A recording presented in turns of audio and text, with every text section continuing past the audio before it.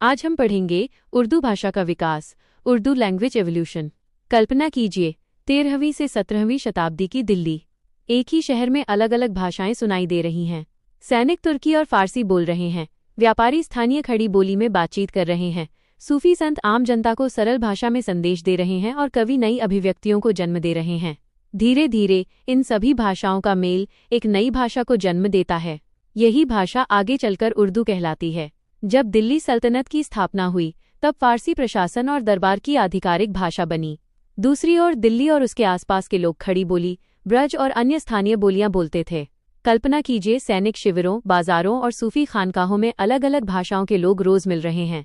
संवाद की आवश्यकता ने एक ऐसी भाषा को जन्म दिया जिसमें फारसी, अरबी, तुर्की और स्थानीय भारतीय शब्द सहज रूप से घुलने लगे। समय आगे बढ़ा। मुगल काल में ये भाषा और अधिक विकसित हुई।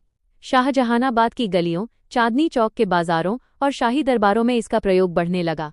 सूफी संतों और कवियों ने इसे आम जनता तक पहुंचाया।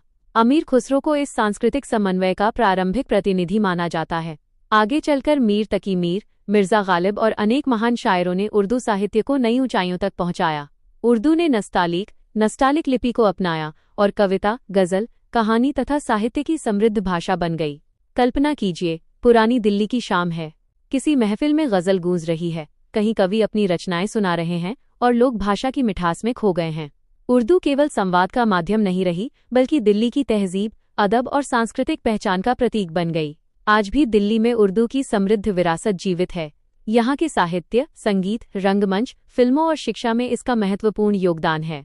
इतिहासकार मानते हैं कि उर्दू का विकास भारत की गंगा जमुनी तहजीब का सबसे सुंदर उदाहरण है, जहाँ विभिन्न संस्कृतियां मिलकर एक नई पहचान बनाती हैं।